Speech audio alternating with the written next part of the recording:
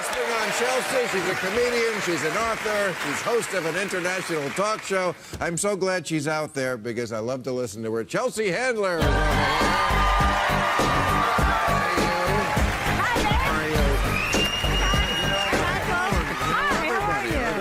Hi, Michael. Nice to meet you. Okay. Hi. Well, listen, I'm so glad you're out there talking. You've become such a valuable voice. Oh, thank you. Yes, it's so true. I mean, you were off the air for a while, and now it's good that you're back during the election. Just in time. Just in time. I know you've been having a lot of fun with it, and, you know, one thing we did on this show for a while was trying to show red flags about Donald Trump, and I love one of yours I did not think of, which is that he doesn't drink.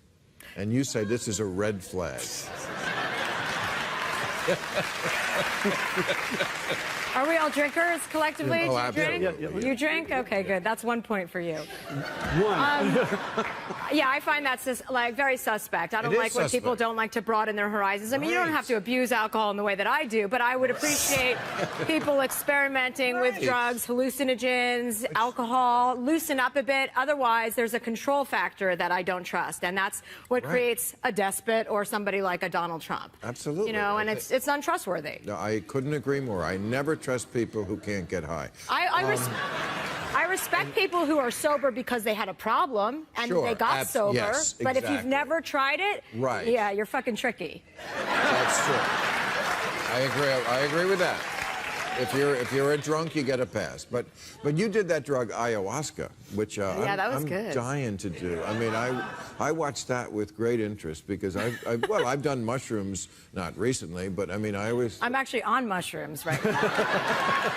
So I'm glad you mentioned that. And it did sort of open up your eyes to your big takeaway, I think, was that you found something with your sister you hadn't before. Yeah, and definitely. drugs can do that. I think drugs are great with like broadening your mind. I mean, it's not great to abuse anything, obviously, but it's great to think in different ways and to get outside of yourself and look at your life like you're not you, like you're not coming from this place of self-interest and self kind of obsession, and just relax a little bit. So for me, it was a very positive experience, and I know for many other people, ayahuasca has helped them. You know, ayahuasca helps people quit drinking. I mean, it didn't help me do that, but I still had a great experience. I'd like to drink on ayahuasca. I did. It Yeah. was fine. It No, didn't I mean, affect you at all. You know the group The Doors? Yes, I've heard of them. You know how they... Well, you're younger. You weren't around when they were around. But I was. Yeah, but I know the lots Doors. of people don't. Does anyone here not know the Doors? Exactly. Anyway, believe me, some people don't know that. But anyway, they got their name from a book about drugs by Aldous Huxley, I think, some Huxley, called The Doors of Perception. That's what he termed drugs. They were doors to perception. Well, he had a lot of perception. Right, okay. And, well, let's not go into the fact that Jim Morrison died on drugs. But that let's takes not away, bring it down. that takes Let's not away bring it from down. my point. But, okay, so let's talk about the Trump kids. It was in the news today that none of them have made donations to the Trump campaign. Which I find amazing because you'd think of all the people they would, but then again, their father hasn't really either. And people, you know, I like the way you don't take the media bullshit about Ivanka, you know, being perfect, because I think I hear it even on the liberal stations. Well, he's got great kids. He can't be all bad.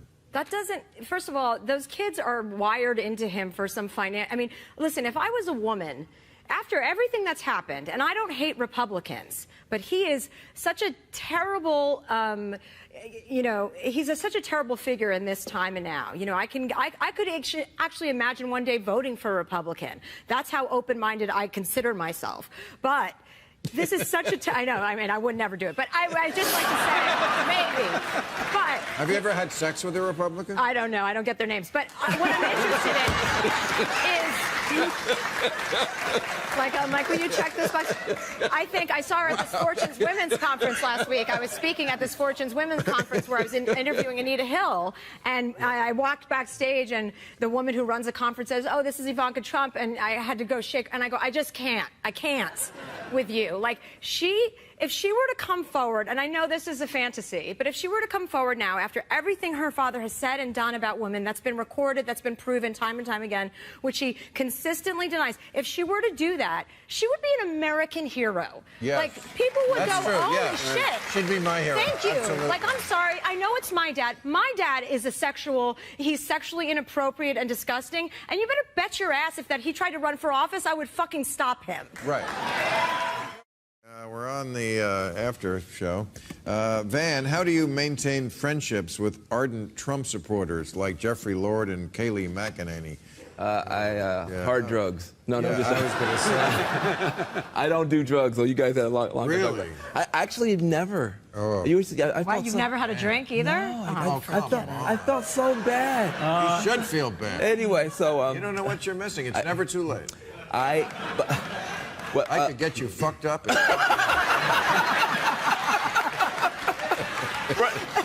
Frankly, hanging around Jeffrey Lord has got me pretty fucked up. So You'll think you're Van Johnson when you leave here. Can I just vouch, though? I mean, I just see Van. We do CNN together occasionally. And he's always just a nice guy to people, offset, and I appreciate that. I appreciate that, and I'll tell you why.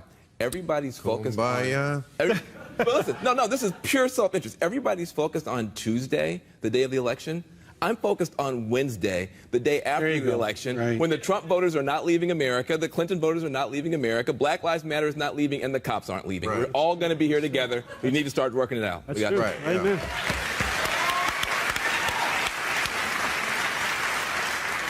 Chelsea, how would you compare sexism in Hollywood to sexism in politics? I guess, sexism is pretty, rampant everywhere. I think watching Hillary and having her do this, like, to think about what somebody goes through for any campaign, and then to think that she's done this so many times, like, and the idea that that's labeled, like, to all the young girls that are growing up in this country, she's vilified so much because she's got ambition. Mm-hmm. Like, why are we saying that that's bad, that she has an agenda? Her agenda is public service.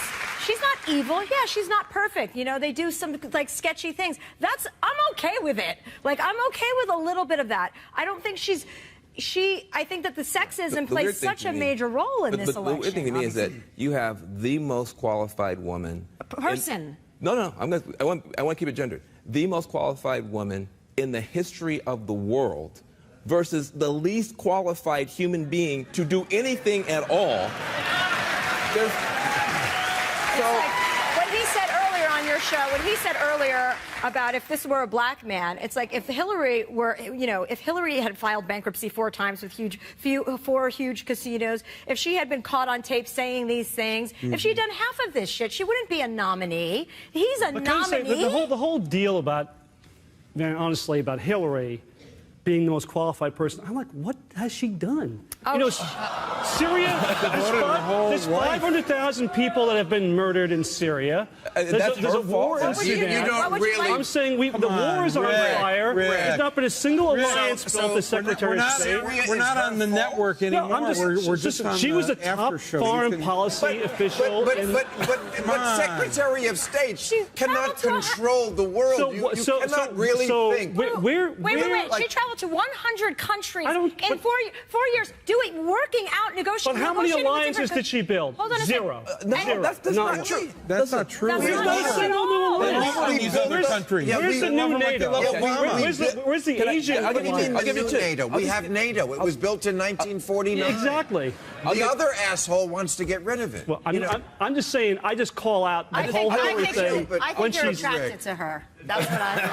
Can I show you something? That's not the case. You did. Say whatever you want. You did once walk toward her. Did make a move on her. All right. Did make a move on her.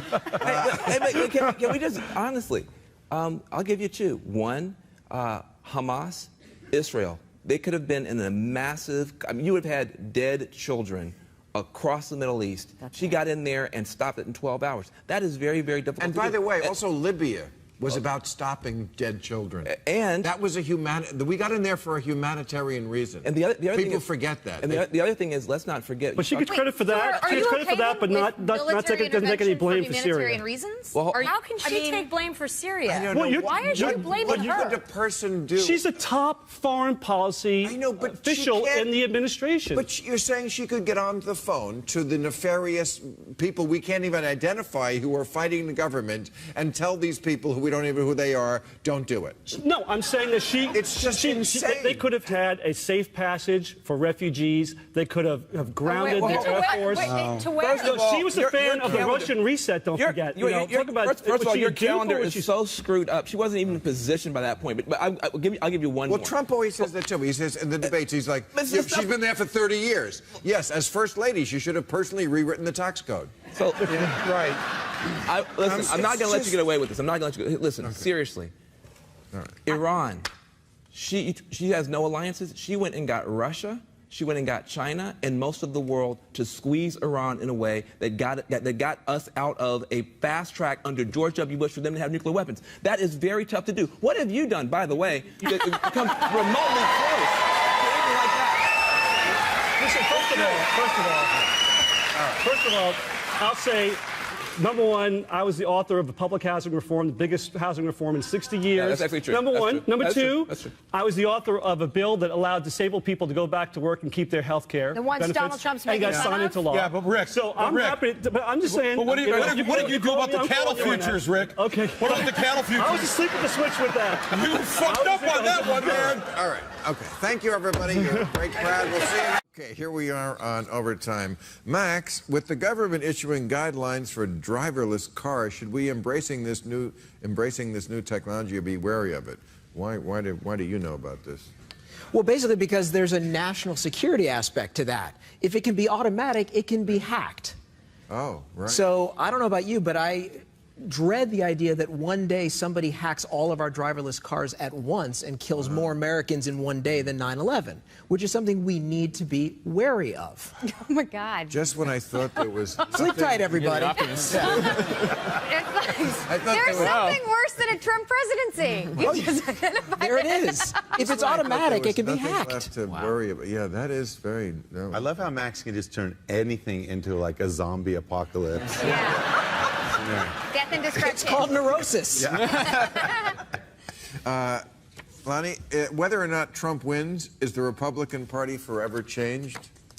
I don't know that it is. I've always thought of this as kind of a temporary correction, to be honest with you. I think after this election is over, though, the Republican Party does have some soul-searching to do. But to say it's permanently changed, implies that I think this guy actually will have some permanent influence on how we think about the world. And from a perspective of someone who hopes that isn't true, I hope it isn't true.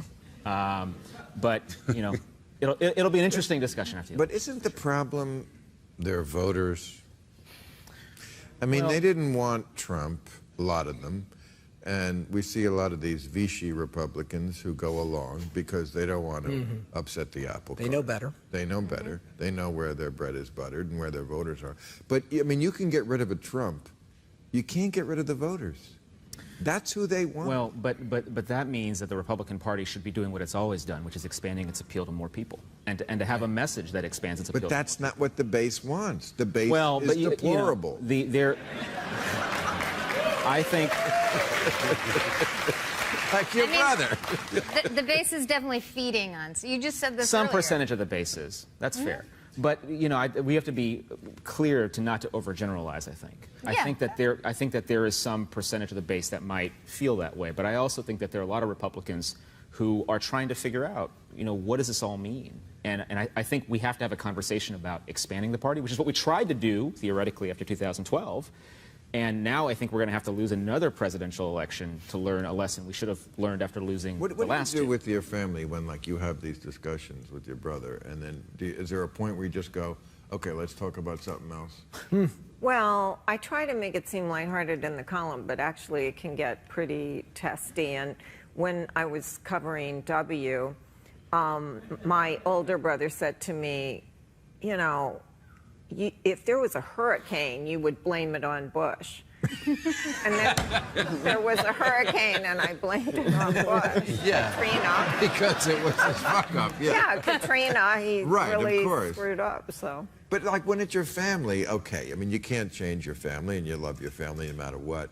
But like, I never understood like Matlin and Carvo. Like, I never understood people who could marry someone who's in the other party, because I feel like politics is an extension of your morality. And, Well, it feels like that this time, for sure. Right? Because you have, I mean, the differences between these two candidates, the kind of way Trump is talking about so many Americans. I've read articles about married couples where the husband, usually, of course, the guy is voting for Trump, and the woman, and it's like literally causing a rift in the marriage. And I can understand that.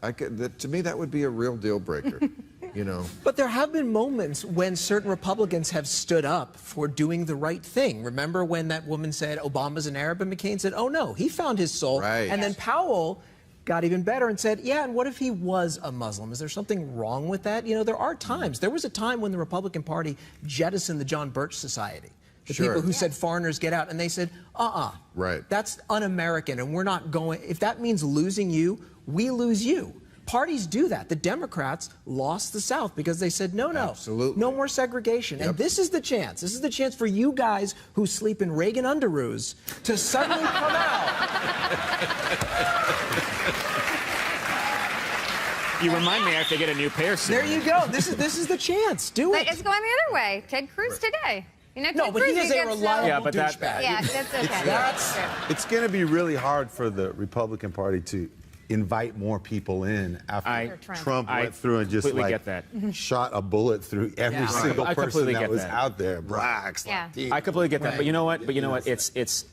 It's not a cause that I want to give up on. I don't think it's a cause that I think there are some people that really are committed to this, and we'll have to see what happens. It might be the case that the Republican Party, is never the same. When I was a kid, Republicans, or he could win. Or he could win. Yeah. Let's not forget that. Right. He could win. He could win. Which is why a protest vote doesn't matter, because. A protest is only as good in as much progress as Let's it just creates. beat this guy. Until maybe I just won't vote. Until he says you're not leaving here until you're voting for Hillary. We're going to. That's right. No. There are other people considering protest votes. Johnson, other people. Yeah, but why don't we all admit it to him? Why don't we all admit if there was a total whack job lefty running as the Democrat? Anthony Weiner. Right. If Anthony Weiner was running on the Democratic side. I would vote against him. I would vote against Weiner. I would totally if it was vote. Colin Powell on one side and Anthony Weiner on the other side, sign me up. Or Mitt Romney. I'd vote for Romney over Weiner. Right. Because. Yeah, I would too. Okay, and so would we all. We're willing to go there, brother. You with us? Well, the problem. Oh, man! Okay. Well, leave this poor guy alone. He's a double pay. Hillary Clinton's no Colin Powell. He's That's a the double problem. pay. We have few enough Asian Americans on our show. We don't want to alienate them. Today you got two. Today you got two. This is your quota for the year. Yeah, I know, we're done. Okay. But we're not from Jamaica. And a Jamaican. Will there be repercussions for our food system as a result of the Bayer-Monsanto merger? Oh, not since the Hitler-Stalin pact have I applauded a merger like that Now, one. this is a big one, and this is one of those headlines that nobody talks about. What happened was, for 12,000 years, farmers have banked a little bit of their seeds every year to replant. Then Monsanto came along and said, no, these seeds are intellectual property like iPhones. You need to buy new seeds every planting season. They control 90% of our soybeans, 80% of our corn, which is in everything. That's bad enough. And now we are giving the control of our food supply to a foreign power, the Germans, who could very easily, legally, sell it to China, who could blackmail us with a food embargo the same way the Arabs did it in the 1970s. And that, Mr. Gus, boy, thanks for coming on, happy Debbie time. Big smile, everybody. I agree with you. I agree with you. And what's even worse is that when Bayer bought the Monsanto, they had to borrow a ton of money to do it. And so now you've got this company who's broke, who's got to make back all this money. they're going to do everything they can to make sure that no GMO legislation is passed in America. You think before, when they were spending millions of dollars, they're going to spend billions of dollars now to make sure that that doesn't happen. Okay. Obama's got 6 shows. We have 6 shows left to do. And then no more racism. What do you? Yeah. Or crime. You think he'll do it? You think he's going to come on this show? I'm losing hope. I think so. I know you were one of my big supporters of getting Obama on the show. What is he afraid of? I don't understand how you lost out to Bear Grylls and Anthony Bourdain. That's embarrassing. To every show ever been on the air. Even that girl with the green lipstick. Right. What do you think it is? Maybe it's the Anthony Weiner jokes. It's because they're tame and safe. Thank and focus grouped. Yay. Thank you, everybody. We'll see you next week. Back on. Ralph, many churches are taking in Syrian refugees, but Trump has called for a ban on Muslim immigration. What side do you take on that issue? I think that we ought to take a serious look at who's coming in before we decide who comes in. I know personally Christians who have had to flee Syria and are staying, they're in Lebanon or they're in Jordan.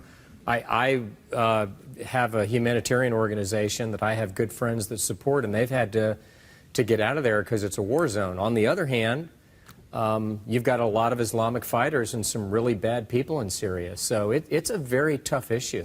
And I don't know how, as people are entering, how you're going to be able to tell exactly the good from the bad. It's going to be difficult. You can't. It's a hard issue. You can't tell what's in somebody's head. Actually, we have a pretty thorough vetting process, Right, actually. I mean, it's like... You cannot vet the inside of a person's mind. That's right, you can't, but... I mean, they take an extraordinary amount of resources and time to do as much background as they can. Well, if you look at the when you look at the San Bernardino killers, those people have been living here for long. They weren't recently from Syria. No, I mean, those people have been living here. They were citizens. But Margaret, they were people who had been radicalized and were communicating with people online, and we didn't know it. Right. So I don't think that the doesn't have vetting to do with system- immigration. That No, I has didn't to say do it did. with hate speech that happens from people like Donald Trump, who, when he talks I don't about know. You how can blame awful San Bernardino on Muslims Donald are, Trump. I'm not sure not you can do blaming that. San Bernardino on Donald Trump, but the facts exist that when you encourage racism toward the Muslim community in the United States, the backlash is more radicalization. Right. Yes. 2 things I think were... But radicalization preceded any of his hate First of all, speech. Ralph, Sure, I agree. I know you know your New Testament, and I try to know it a little bit too, but I don't remember Jesus ever talking about carefully vetting people before you have them come to your table. That's not an important concept. And secondly, reasonable, but I'm not saying it's unreasonable. Bill's question was about churches and the role of the church in doing those things. And the second point I think that needs making always about this stuff is we do have a system in place. You were saying as much. This is not an emergency in that way. And let's always remember one thing that came up this week. I don't know if everyone saw. It was about polling in 1939 about allowing Jews from Europe into the United States. And what everybody said, huge majority, was we have to vet these people very carefully because we don't know if we can trust them or not. And huge numbers were never allowed into this country with the results we know. So we have a good tradition in our country of welcoming people in, and a bad tradition of keeping We're letting millions of Muslims into our country. We have Millions? Muslims. Yes. We're letting millions in? Yes. We were talking about Syria, or not. We have a very large Indonesian Muslim community. Wait. Indian Muslim. Wait. You said we're letting in millions. Yeah, absolutely. Currently letting in millions. Yeah, they're coming from the Middle East. They're coming from Asia. They're coming I don't think millions is the correct number, Ralph. I think it is. I don't think not it is. annually. I'm not saying annually.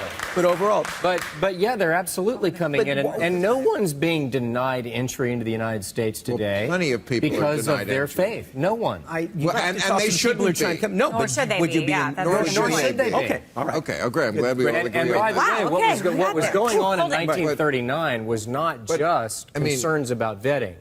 It wasn't just that. Right. Everybody knew what was going on in Eastern Europe. Everybody. And our government was totally insensitive to what was happening to the Jews.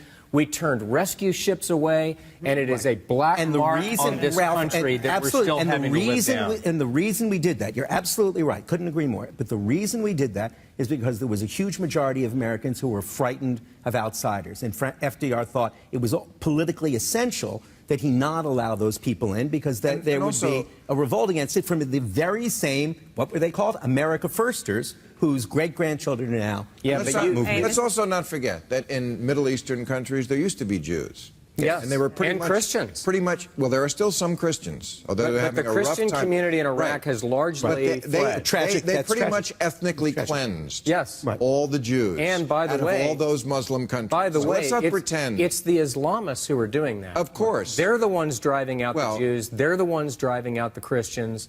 They're the ones who are threatening to execute anybody that doesn't convert to their twisted version of Islam. Let's be very clear what the enemy is. Okay. Can we expect more price gouging on life-saving medication like the EpiPen? I hope yes. Well, of course we can, because we don't have single payer. If we did. I come from that horrible, radical, revolutionary country called Canada, where we had socialized medicine and single payer for decades and decades and decades and decades. And it's a weird thing, if you actually come from Canada, if you've lived in Canada, liberty is not suppressed. People's right to freedom is in no way impeded. Did your children have to shed blood to take it back? Oh, totally. Totally. I see. And if a child, we have... How many children do you have left from the fight? Well, after the Canadian government claims one child and sacrifices it in order to pay for the socialized medicine. But, the simple truth is I have a wonderful nephew who was born incredibly prematurely, as Carrie's not going to be blessedly, and cost hundreds and hundreds and hundreds and hundreds of thousands of dollars to care for that child. And his parents had to pay not a single dollar because that was something that we understood as a community responsibility. That's a blessing. It's a blessing. And if I might say, it's a Christian blessing. And it was always supported by the churches in Canada. Speaking as somebody who's A, the son of an MD, and B, was born severely premature at a time when many who were born, I was born 6 weeks premature, and most people at that time didn't survive that. I'm not going to make any jokes, Ralph. I say absolutely nothing. All I can say is you recovered beautifully. You recovered beautifully, Bill, Ralph. just feel free to be yourself. Don't worry. No offense taken. But I believe very strongly that that health care and choices about health care is too important to be left to government. And I think that a far better system is to allow the market to work, allow people to choose their own doctor. Ralph, and the fact is, there are Canadians who have to come across our border. Ralph, that is just not true. The market is I would also say that. Ralph, let me just finish my point. That's why they jacked up the cost of the EpiPen. I'm not justifying what happened on the EpiPen. But that's what happens with the market. What I'm telling you is because people in the market want more money. There is a reason why most cutting-edge pharmaceutical... Right. Can I make my point? Yes. There's a reason why most cutting-edge pharmaceutical medications are not invented in Canada. But there's a reason why they're invented elsewhere. Ralph, because the government fixes the prices. And once you do that, you kill R&D budgets, you kill innovation, and you kill the discoveries that save lives. And when you raise the price of the EpiPen, you kill the patient. I said, Bill, I made it clear.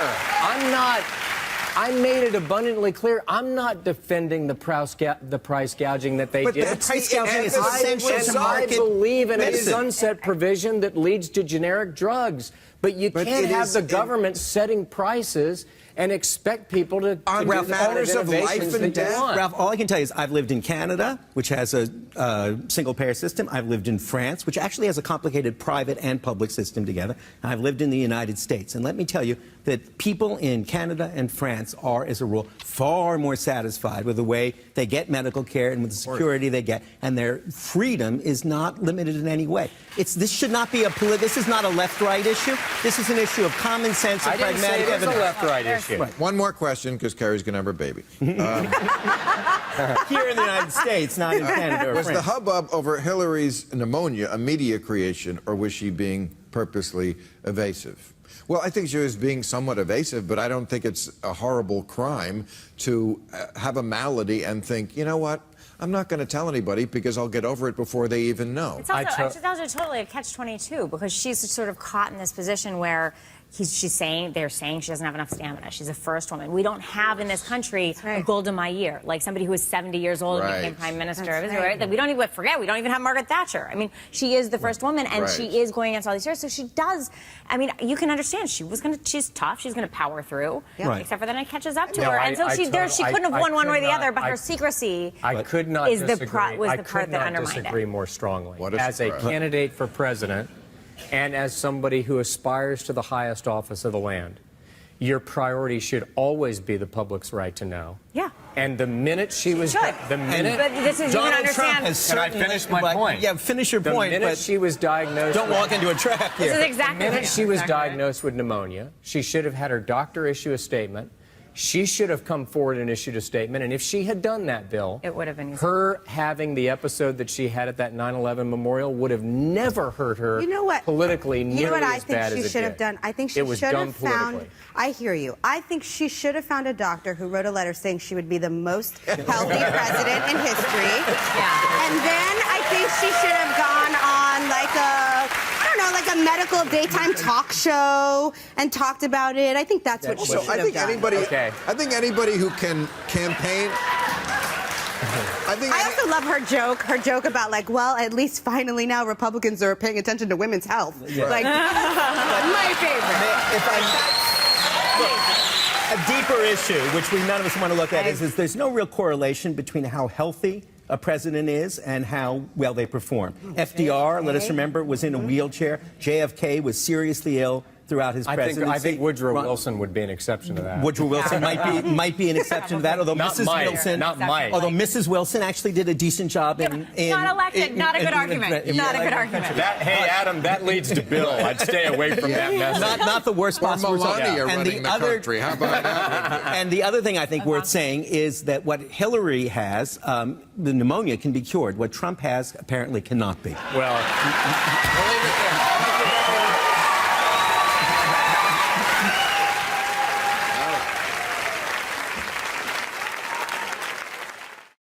Barney, was it at all heartening to hear you to hear Donald Trump acknowledge violence against the LGBT community? No, because he did it in a very limited way. He's protecting us against a foreign ideology. In the 45 years I've been involved in this, the number of foreign ideologues who've attacked us is quite small. It was a terrible event, but they were very specific. Homegrown bigots, they have free reign. And he also has said, and I'm going to go back to the Supreme Court, he has announced that his model for the Supreme Court is Antonin Scalia, who was the most important homophobe ever to hold high office in America. And you appointed Antonin Scalia to the United States Supreme Court. You have done more to unravel the gains we have made than anything else. So no, that was like a lot of other things in that platform cover. He opposes everything that would protect us against most of our oppression, and he's going to protect us against a foreign invasion. Okay. Cornell, as Obama's term in office comes to a close, have you rethought the impact of his legacy at all? Because I know you had a lot of problems with Brother Barack. Also not pure enough for you. No, it's not a matter of purity, though, brother. It's a matter of consistency. We don't confuse those two. Purity has to do with not being human. All of us are human beings. Integrity has to do with human beings questing for something beyond just sheer cupidity, love of money, and love of status. Now, what was the question? No, I know what it was. Let me rephrase it. But I'll put it this way. I always look at the world through the poor. Black child poverty today, 47% of all black children in the richest nation in history of the world, under 6, live in utter poverty. To me, that's a crime against humanity. It has gone up. It has gone up under Barack Obama. But it has gone up. But not I don't like that. because of Barack Obama. No, not because. But have you heard him give one speech in 8 years on child poverty? Yes. Where was it? I've heard him talk to Congress about it. And I'm not talking about Congress, I'm talking about the public, my brother. Well, it's not secret when he talks to us. And the problem is, of course, he's had a Republican Congress for 6 years. No, you can't blame the Republicans on that. Of course you can. That's the fact. He's got a bully pit. He's got a bully pit he can use. A bully pit. He can't pass bully pulpit. Yes. He can't pass laws. You were close. He cannot pass laws by preaching. We're not talking about passing laws. Yes, we are. Shaping the climate of opinion, No, my you have brother. no idea how going to get change made. You're not going to get change. You're not going to help poor kids by making speeches that the Republican Congress votes against. We have to elect people who will vote the right way. No, I think you give much too much power to politicians. Politicians are... Not to politicians, to the voters. No, you but make that big mistake. But the voters are not static. The voters have to have their minds changed. Politicians usually don't do it. That's why none of them stood up for gay rights at the national level. They were cowardly. That's why they didn't stand up. They didn't want to lose. You go back to this rhetoric that doesn't hold up to analysis. The fact is that many of us are trying. Bernie Sanders was trying. And again, I'm struck. At the national level. I am struck by how frequently and completely you are now repudiating Bernie Sanders' approach to politics. No, I'm not. Bernie's got both sides going. I'm repudiating one side. He's got both sides going. He's got inside, outside. He's for Hillary Clinton. You're for Jill Stein. Well, he's wrong in that, but he's wrong on that. That's what happens in the bully pit. He's my dear brother. He's my dear brother. He's just wrong. That's all. Let's ask one more question and get to the drinking part of the night. You guys are going to get along a lot better after a martini each. Cornell, one question. Yes. Cornell, I have one question. Yes, my brother. You say, well, Jill Stein will appoint a Supreme Court justice. I understand you want to be for her now. You're going to bring her up. If 3 weeks before the election, it is very clear that it will be either Hillary Clinton or Donald Trump, that Jill Stein's efforts, her debate, whatever, have not worked. If that's the clear choice, will you vote for Hillary Clinton? It would be an anti-Trump vote, yes. But you would vote Hillary Clinton. He got to San Francisco. He got to San Francisco. If you're going to San Francisco, that was a specific context. Be sure to wear some flowers in your hair. When people voted for me, who didn't like me, but hated my opponent, I wanted to kiss them. Right. Well, but I'll take it. But that's a very special circumstance. Can we just point out that only 10 states in this country are swing states? So yes. Voting third parties is not a hard thing for me to fathom living in the state of New York. Donald Trump is not going to win. He thinks he could win New York. He thinks a lot of things. Matt, I disagree. I disagree in one case regarding Donald Trump. I think given the vileness of his campaign, I want to see a large majority against him in the total vote. As a repudiation of what he's doing. Looking at it. I want him to get fewer votes than anybody has ever gotten. And the amazing thing about this election is that we don't know. Nobody really knows. I mean, Trump could win in a walk, or Hillary could win 49 states. I just don't know, and that's what's so scary about it. Thank you very much, everybody. You were a great audience. We are in overtime. Vigo, is there any historical figure in American politics who you could see yourself portraying in a film? Anybody you admire? No? Really? You don't admire George Washington? No. Why? Because he was a slaveholder? Yeah. Picky. That's a good reason. So you don't go with the argument that it was just the way things were done back then? That's not a good enough reason. No. All right. Jelani, is it fair to compare the tactics of Black Lives Matter? So I guess Mitt Romney is completely out. Is it fair to compare the tactics of Black Lives Matter to Occupy Wall Street? Who's doing that? Yeah, I don't know that that's the case. I mean, aside from them both being protest movements on the left, I don't know that you say that there's a whole lot of basis for comparison. And the other thing I think is that Black Lives Matter has a organizational structure that's kind of become increasingly defined as time has gone on, and that didn't really happen so much with Occupy. Okay. Frank, do you think Hillary... No more. No. You killed me already. Frank, you came out very feisty. I died.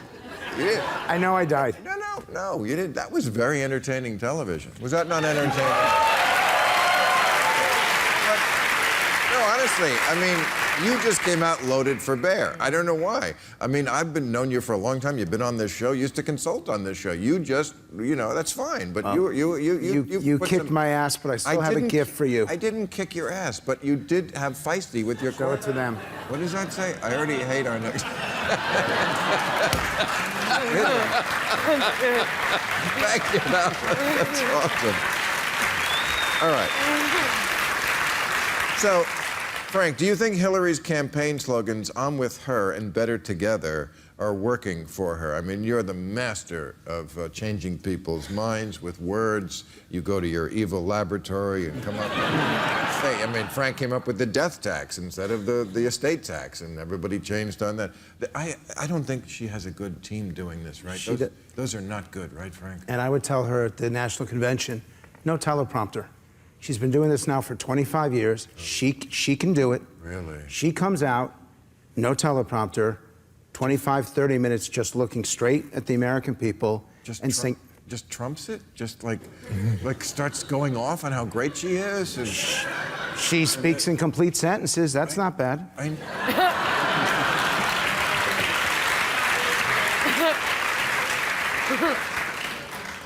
Viggo, do you think living abroad has given you a different perspective on American politics? Maybe. I think just watching how people watch for example, a presidential campaign, it's different than the way it happens here because there it matters. They really think about who's going to be president because we have so much power militarily and also and economically. News that you get. I mean, it must be much more informed than our horrible news. You can inform yourself here. You have to work harder. Yeah, you have to, but you have to everywhere. I mean, there's right-wing, left-wing press everywhere, and you have to make up your mind. It's just that people are lazy. I mean, when I drive across the country a lot, the United States, and I listen to the radio, and it's very difficult to hear anything other than a kind of scripted right-wing diatribe all the time, unless you get close to a major city, and then you can listen to some, alternative media that's more center or liberal. Maybe upgrade from the car you're renting. But I do. to one with FM, because FM is really coming around. No, but I do. No, I'm serious. I mean, you can't. Yes, true. An FM. I realized that a couple months ago. But no, I get up every morning and I make myself listen, no matter where I am in the world, through using my computer. I'll listen to Fox. I'll listen to Sean Hannity, Savage, all those guys. I can take about 10 minutes, 15 minutes. You're a better man than I. No, but I want to hear. I want to hear what's going on. It's better to know what people are saying. Sure. Okay. But it takes work. Essie, will all the GOP elite boycotting the convention next week have any effect on Trump's candidacy? Now, both Bushes are not going. The last two nominees are not going, Romney and McCain. The governor of the state where the convention is being held is not going. Wow. Will this have any effect on Trump's candidacy? Probably elect him. Nothing that Antonio Sabato Jr. can't solve. All right. We're in good hands. All right. Thank you very much. Thank you, folks. You're a terrific audience.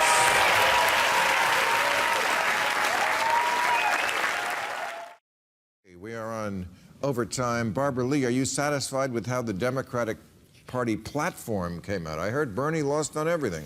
Bernie did not lose on everything. I'm actually a member of the drafting. I'm a member of the drafting committee of the platform, and I would say the negotiations between Senator Clinton, Secretary of State Clinton, and Senator Sanders. Points of views, the negotiations went very well. We got into the platform abolishing the death penalty, decriminalization of marijuana. Yes. Glass-Steagall. What about carbon tax? Bernie was... No, and I supported the amendment for carbon tax, even though I was not a Sanders appointee. What about minimum wage? $15 an hour minimum wage, yes, that's in the platform. Also, when you look at, health care is a human right. We didn't get Medicare. Are you a delegate?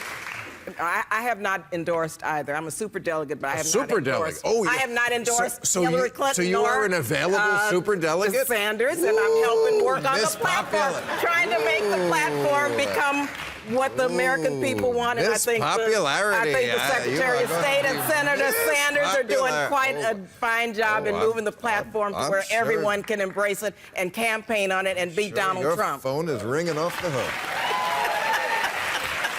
It's not. Jim Gaffigan, how do you plan to keep your 5 children entertained when you go on tour with them this summer? Leave them with me. I love kids. Well, now that pot is legal, no, it's iPads, swimming pools. Right. Okay. So you take your kid. You take your kids on the road on your We do. We go on a tour bus and we show a night. And now, how many rooms do you have to get in the motel? We get 2 connecting ones, and you know, it's chaos, but it's fun. I mean, it's exhausting. Took the words right out of my mouth, Jim. You should come along. I can't wait. Absolutely. Whew, kids. How old is the oldest now? I have no idea. 12. 12, 10, 7, 5, 3. Oh, my. So you... Yeah. What, and are you done now? I don't know. That's right, Catholic. Up to God. Right? No, it's, I mean, it's, I know that's the rule that you think that, like, Jesus is telling us that, but we're open to it. That's what the Pope says. Look, I do like 10% of the work. My wife, I love children. There's not a single child that I would trade back in, so if there's another one, there's another one. 10% of the work? You're talking about your sex life? Yeah. Gary, John...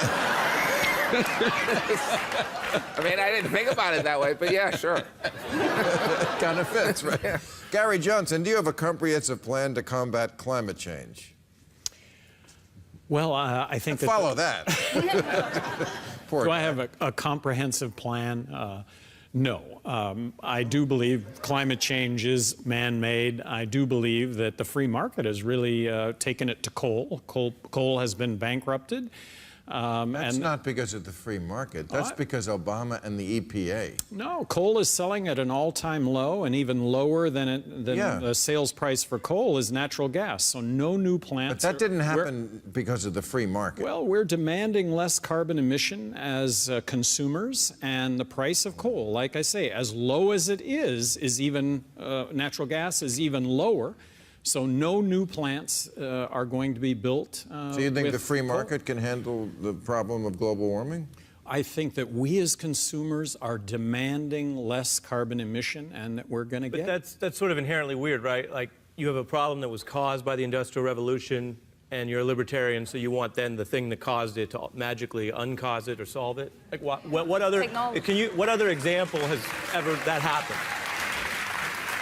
Well, if you look at the model for the future, I think the model for the future is Tesla. Look, where you got solar panels on the roof, you're storing. But is there an example of like a public security or social problem that's been solved by its cause? You know, this stuff you're saying is just right over the top of my head. It's kind of a short question. No, I think it's an excellent question, and I honestly wish the Libertarian Party sounded less like the Republican Party on that issue, which to me is the most important issue. I mean, you know. Well, I'd like to come aboard, but we're this is 16% of the world's population. 37% of the coal load, or the electrical load right now, is coming from coal. No new coal plants are going to be built. We're going to significantly reduce CO2 emission in this country. Well, I hope Miami is still here when we do. Louise, who do you think will succeed David Cameron as Prime Minister now that nobody else wants it? Oh, quite a lot of people want it. But Boris Johnson was going to be the guy. He's out. He's House of Cards style ejected. Right. So I think it'll be a guy called Michael Gove. Why did that happen? Probably because Boris was insufficiently committed to actually taking us out of Brexit. Yeah, I think he was having a little bit of a doubt. Yeah, we think he was a little bit lukewarm. So maybe a guy called Michael Gove or a woman called Andrea Leadsom, my dark horse bet. Either one of those two, but it's going to be somebody that's fully committed to Brexit because we're all in for free trade. Yeah. We like the free market. And who's going to end up on Game of Thrones? Who's going to be? Well, we would have nominated Donald Trump if we could have caught him while he was in Scotland, but he made a quick getaway, so sadly. That's a good. Do you watch Game of Thrones? I do. Okay, I do. So like for a family-friendly house like yours, yes. That's not too violent and too dirty and too... I mean, I'm not making my 3-year-old watch it. Right. I'm not having him watch Ramsay Bolton cut off the guy's penis. I know. Of course. But yeah, that's okay. We watch that, and I mean, not the young kids, but yeah. What's the most out there show you can handle? That I can handle? Well, yeah, well, I mean, Well, I don't want to hear any strong language, Bill. No. I mean, we'll watch everything. Actually, I let my 10 and 12-year-old watch Walking Dead, which is pretty ridiculous, but they love the stories. Okay. Is that the right answer? Yeah, no. There are no wrong answers here. There's lots of great some martyr stories in Catholicism. I'm a Catholic too, so we're raised with really with quite a lot of torture porn in the religion. People getting crushed to death by stones and burnt alive and their tongues ripped out. How about you know who? That's torture. That's that's right. That's pretty much everywhere. Yeah. So I mean, we actually were first on Game of Thrones. We should sue for royalties, I think. Right. Yeah. You know, Mel Gibson is making a sequel to Passion of the Christ. Wow. You didn't know that? I didn't. I mean, it's not like I would know. I mean, I'm just Catholic. I'm not a spokesman. And yet... It's like essentially I'm the only comedian who believes in God. It's like me and Colbert. I know nothing. Right, okay. You know what, though? I was raised a Catholic in the Catholic Church. I'm not a Catholic anymore, but it was the social justice message of the Bible and of Jesus Christ and the revolutionary nature of his life that really, encouraged me to be a Catholic, and that was my reason for it. So why'd you quit? Why'd I quit? Because I could not handle the Catholicism. So you didn't like the social justice? On women, on divorce, on all of the issues that oppress people, especially women. I just couldn't handle it, and so that's why I had to leave. But look, the United States has done horrible things. Why don't you leave the United States? Yeah. That's sort of. I'm going to stay here and try to help make it better. I know. I decided I wasn't going to do that with this religion because there are many other religions I could. I know. I'm just messing. But your democracy comparison's weird because the United States does those things and people actively oppose it. In a religion, it's one truth that you're subscribing to. It's different. Not exactly. I'm not that smart. What are you? I noticed the prosecutor in him comes out during overtime. Right. Where was this during the show? All right, thank you, everybody. Thank you.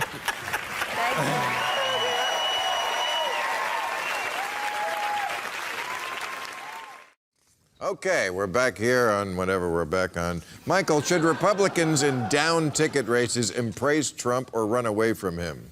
What they're going to do is they're going to assess likely to not be as close as they want or would be otherwise because of the baggage that he's bringing on immigration and a bunch of other issues. So, yeah, I think you're going to see a lot of down-ballot candidates. You're already beginning to see that say, you know what, I don't need to go to the convention. I don't need to have you come into the district. And we'll see how that plays out. Paul Begala, should Hillary use Bill more as the campaign heats up, or is he too much of a liability? No, he's a total asset. And I think you'll see him a lot, particularly in those Rust Belt states where Trump is strong. His appeal, especially with white working class guys, it's at the heart of the Trump. They all voted for Bill Clinton 20 years ago. He can get a lot of them, at least talk to them and try to get them off of their crazy. I want to see him out there a lot. Yeah, but does Hillary? Sure. How is his health? I have to say, I'm concerned. He doesn't look good. Well, it's now years since he had the heart surgery, but he's doing great. He needs to eat a cheeseburger once in a while. He's healthy and thin now. Everybody mocked him when he was eating at McDonald's, and now they're mocking him because he only eats, bean burritos. Right, because there's a happy medium. He's doing great. Okay. By the way, you should I see hope his so. schedule. He's off to, he's always off to Africa, especially where his foundation is saving millions of lives. I mean, he travels all the time. He just works his butt off. Okay, Shu, and I'm just going to call you Shu. Is that what, do people? Well, I'll take what I can get, but. Do people call you that? No. No, but it seems like it's a short for Shu's a cat. You'll get that one day, bro. It's okay. If you saw how it was spelled, you'd feel sorry for me. It's not helpful, the spelling, at all. Xiuhtezcatl. Yeah, good luck with that. I think Shu's a good name. What can one person do to influence global climate policy? I'd like to think that there's more than one person that cares about influencing global climate policy, so I say get involved with people around you, make a difference. It's it's about one of the greatest issues of our time, you know? So one person can get involved and connect with other people in their community to make a difference, get involved with politics, get involved with business, get involved with science, whatever it is that you're passionate about, get engaged with that to make a difference. That's what I gotta say. Yeah. Man, how do we... I think a better question is, how do we clone more kids like you? Well, I think the good thing is that we don't have to, because at least in my personal experience, I've met millions of young people all over the world. Well, that might be an exaggeration. I met a lot of young people all over the world that are already thinking the way that, you know, I've been thinking my entire life and are ready for change. They're ready for change. I mean, our voices have been systemically disempowered since the day that we're born. We're not going to make a difference until you graduate college and you get a career. Then you'll contribute to society. But the way that I see it is we're one of the most powerful forces on the planet right now. But we got to use that. Yeah. But you just... No one would think this guy was 16, right? If you didn't know. Can I ask him a It was like, remember when LeBron was first in the NBA? Yeah, right. It was like, this guy's 32. He's kidding. He didn't just come out of high school. But how are you dealing with the system? I mean, your passion and your energy is contagious. How is it being received by the system itself? I mean, whether it's at the local level, the state level, the governments that are going to be making the policy. Exactly. So I mean, working with the system, because obviously if I just like stood in the street with a sign and a bullhorn, like where am I going to get? You know, that's part of it, but at the same time, that's why I'm in a federal lawsuit holding our federal government accountable for violating our constitutional right to a healthy atmosphere. I'm working with the system on a legal level. I'm working on the system at the political level. I've been a voice for my generation at the United Nations. I'm on Bill Maher. Like, there's all these crazy things that are happening, getting me out in the mainstream, you know? Yeah. Okay, can I ask you talked with Bill earlier about music, art, and culture and how that reaches your generation. Who's doing that right in your generation? Who's reaching your age cohort through music, art, and culture to make them care about the fact that the planet is on fire? Well, personally, I know a lot of artists that I listen to personally that are already on the right track. You know, my homie Rory's in the audience, my friend Mustafa, they're in the audience and they're here, and they're artists that are already thinking, how can we use this passion that we have, these talents that we have? How can we get Kanye to know about this? I think there's a lot of other people we can focus on that aren't Kanye. They are more likely, you know?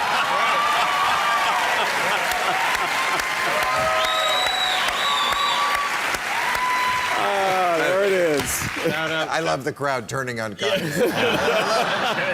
No disrespect. They are hysterical, aren't they? He's right. The shout out to Rory. I had him on my show. He's amazing. Right. Yeah. Oh, hell yeah. He's awesome, man. But Kanye would be a tough one to turn around because he's very into materialism. Yeah. The bling is very important. Well, I mean, how do we make bling sustainable? Big part of rap culture. Yeah, that for you sure. gotta, you know, it's hard to rap about not having. Yeah. Rap about heat, warm weather. Larry, as someone with experience in sitcoms, late night, and sketch TV shows, which format offers the best opportunity for social criticism? Well, late night television for direct social criticism. It's harder to do it in sitcoms. All in the Family, it was... Oh, Blackish, pretty... Blackish we have done it. But that was a show I was involved with also. Right. And from the beginning, we wanted that show to be a show about a black family, where the Cosby Show, well, it's hard to mention Cosby without going there. Why? What happened? No, the Cosby Show... the Cosby So what do you refer to? No, nothing at all. I didn't think so. But the Cosby Show was a show about a family that happened to be black, where Blackish was like, no, motherfuckers, we're black. Right. You know? and that was the big difference, you know? So it was taking on race without apology, you know, and creating stories that are universal family stories without apology. But it's harder to do that in sitcoms. I think the late night format is the most direct way to do satire. Okay. Does Bernie saying he will vote for Hillary, that was news yesterday, have an impact on the Bernie voters who have yet to get behind the presumptive Democratic nominee? And it was a bit of a mixed message Bernie gave. I couldn't quite figure it out. He's staying in the race, but he's voting for not him. He said this morning he said this morning he's still running for president, but he will not be voting for himself for president. So I imagine the Bernie bros are a little baffled. Yeah. I would find that perplexing. At this point, like, I just feel like people are kind of over the Bernie thing a little bit, maybe. We know Clinton's going to be the nominee. It's kind of done. I'm not sure. I mean, there's just so much, the media attention has shifted completely away from his campaign. So instead of feeling the burn, you want you to sense the burn? Yeah, vibe the Imagine burn. the burn. Totally. I'm very optimistic about this. We saw this with Hillary and Barack. The most important thing is when it looked like Senator Obama was going to win, he pulled back, and he told his team that. Let's stop attacking her. Let's give her the time and space to finish her race. If you watch, that's what Hillary did with Bernie, too. It's a sign of respect. But now they're going to have to come together. Yeah. And they will. They really will. And as I said earlier, his voters have a smaller percentage of his voters today say they'll never be for Hillary than Hillary's voters said about Barack. The challenge will be to motivate them. She got crushed with young people by Bernie. She's got to find a way to motivate them. She's got to get your slightly older big brothers and sisters out, and he will be central to that. That's why her team is giving him all this time and space. Well, and like even though he didn't become our president, like he stirred things up. You know, he really stirred things up, especially among a younger generation. And we'll never be able to forget that. And we have to respect that. But the question is, can Hillary capture that kind of energy and sustain it? And that's something I just don't think she can, because I don't think it's in her nature to be in that space that Bernie is. I mean, there's all this conversation running around. I completely disagree with that. I think so? I think it's a race between alien versus predator. I really do. And Hillary, that political machine, the Clintons, is a killing political machine. It is. Anything that's bad. Hillary, he knows better than Hillary Clinton should not be underestimated. She's smart. She's competent. She knows exactly what she's doing. She'll be there.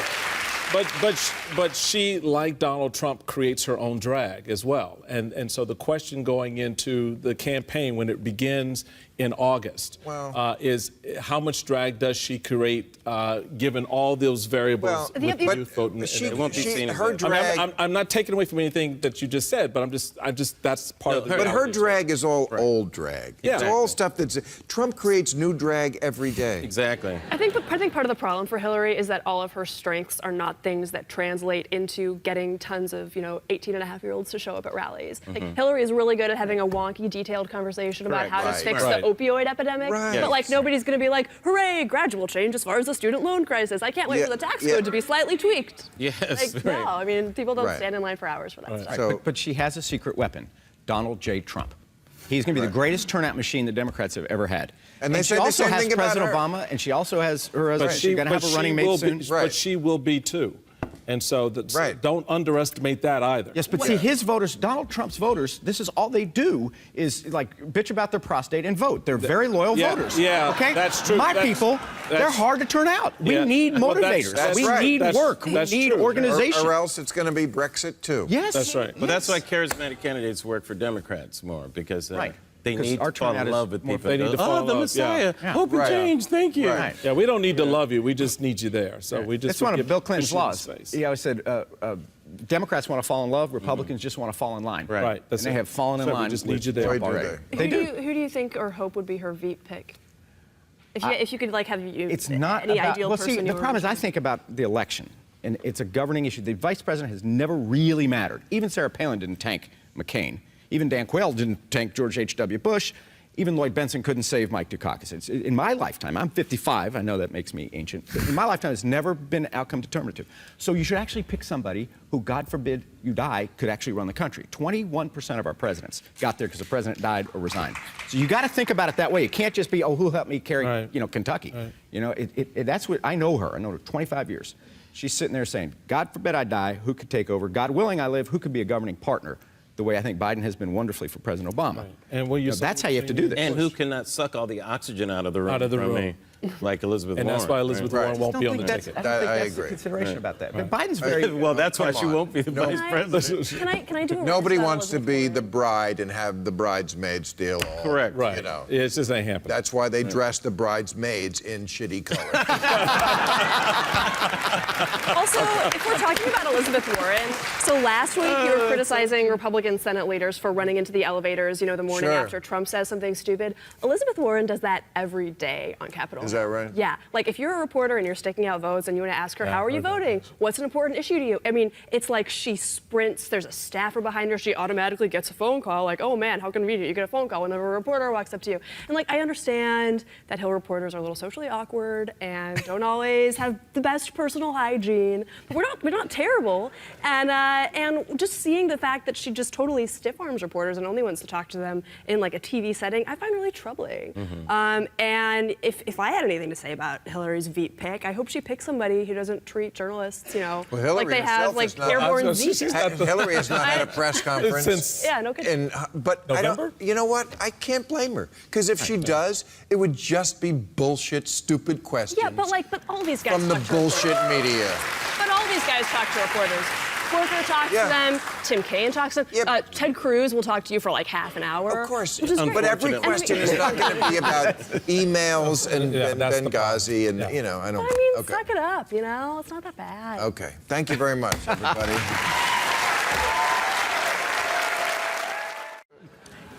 Thanks for all the single lady stuff. I appreciate that. We on? Yes, we are. Okay. This is for you, Ravi. Why did you get into the snack food business? Well, basically, my friends Ryan and Todd, we have a company called This Bar Saves Lives. For every bar we sell, we donate a life-saving meal packet to a child in need somewhere around the world. And Ryan and Todd took a trip to Africa, and they were introduced to this meal packet called Plumpy Nut, which is prescribed to kids who are days away from dying from severe acute malnutrition, which affects 20 million kids under the age of 6 every year. So we wanted to figure out a way to give and keep on giving. So that's great. Why not find something that allows people to snack healthy?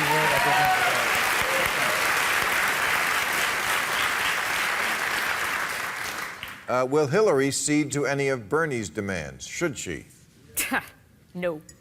Yes. They hate each other. They absolutely hate each other. They don't hate each other. I think she already has. She has, and she knows she has to. She knows she has. She's already done it. Yeah. Yeah, but she's going to keep doing it. He's obviously not going anywhere. He's going to keep doing. They're not. The pressure's on. And they're not that much at odds. Anyway, I mean, they're not. They're not. They have so much. They have so much more in common. When they were in the Senate, right? When they were in the Senate, they voted together like 93% of the time. The differences are by degrees, and she's gonna. She knows she has. She can't be the bad guy. She can't afford to be the bad guy here. People are so tribal.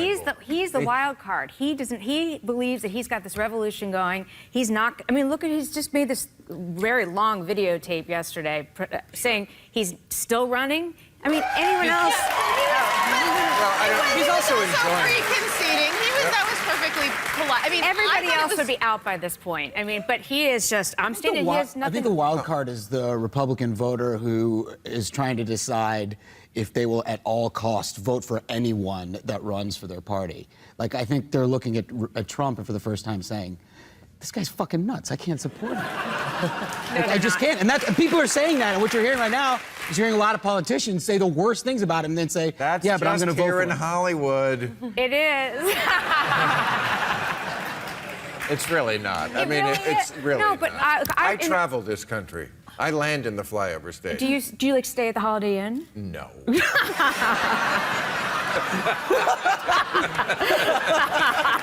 Why? Would that help me understand Donald Trump? Like interact with normal people. Oh, please, the Holiday Inn. I think I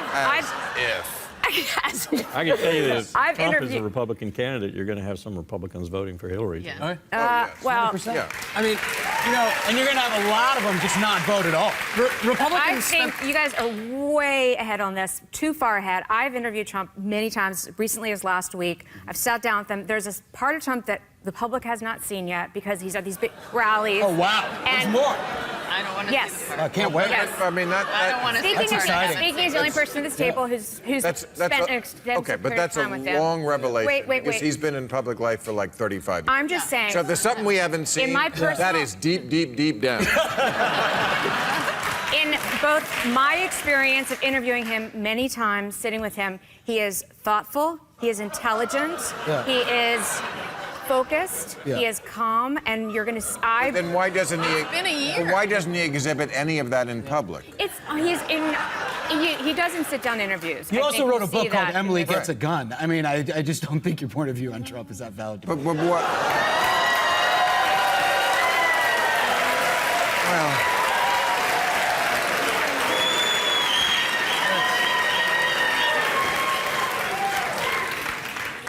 Let's not be nasty. That was easy. That was. Yeah. I didn't And want it was to do also that. just I rude. wanted to make friends. It was just I rude blew it. and unnecessary. It's hard enough to come here when the whole crowd is against you. Yeah, no, it's hard. I shouldn't have done that. I'm sorry. That's all right. You're forgiven.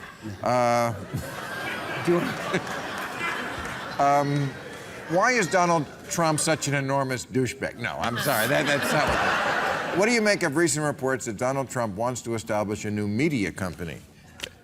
He has cut off a lot of media I've heard from sources inside it's a very likely thing. But you can't think that's a great idea to, like, cut off Well, the there's credentials. only one, there's Fox News, and then there's, where I work, One American News. There's very few right-leaning, 24/7 news sources. Then you've got CNBC, MSNBC, ABC, NBC, CBS. You've got all the left-wing ones. There is room out there. They're not left-leaning. Are you kidding me? I am not kidding you. Where are they? They're money-leaning. Oh, everybody's money-leaning. They're money-leaning. Everybody's They're money-leaning. not left-leaning. They're left-leaning. They would have to learn something to get left-leaning. I have worked at ABC News and NBC News. I was always the only open conservative there. Everybody's openly liberal. So I'm talking from personal experience. They are left-leaning, but obviously. But they root for the horse race. Everybody wants to make money. I agree with you on that point. Okay. And Donald Trump may make a lot of money one day. Theoretically going to be president? Like, isn't it a conflict of interest for the president to run a media organization? Let's not jump ahead. That's very Berlusconi, right? Yeah. Very Berlusconi. In 8 years.